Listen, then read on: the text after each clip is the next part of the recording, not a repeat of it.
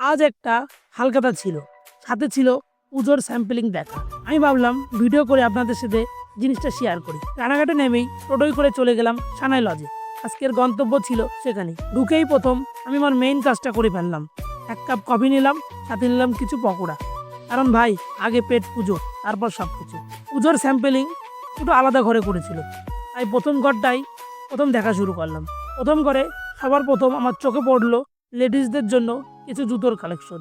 কালারগুলো খুবই ইউনিক ছিল, আর ডিজাইনটাও তেমন খুবই ইউনিক ছিল। আমার পছন্দের মতো কিছু মাল আমি অর্ডার দিয়ে দিলাম। সাথে বাচ্চাদের কিছু মাল ছিল, লেডিসদের কিছু মাল ছিল। বাচ্চাদের মালগুলো আমার তেমন পছন্দ হয়নি, আর সব মাল যে আমার পছন্দ হবে এমনও কথা না। যেমন আমাদের দোকানেও সব কাস্টমার এসে সব জিনিস পছন্দ হয় না, আমাদেরও সেই একই অবস্থা। আমাদের মাল কিনতে হয় খুব ঠান্ডা মাথায়। একটা ভুল মাল যদি পছন্দ করে নিয়ে চলে আসি আর সেটা যদি না চলে, তাহলে ব্যবসায় লস হয়ে যাবে। আর ব্যবসা মানে শুধু লাভ সেটাও না, মাঝে মাঝে লসও হয়। প্রথম ঘর থেকে মাল দেখে আমি চলে গেলাম দ্বিতীয় ঘরে।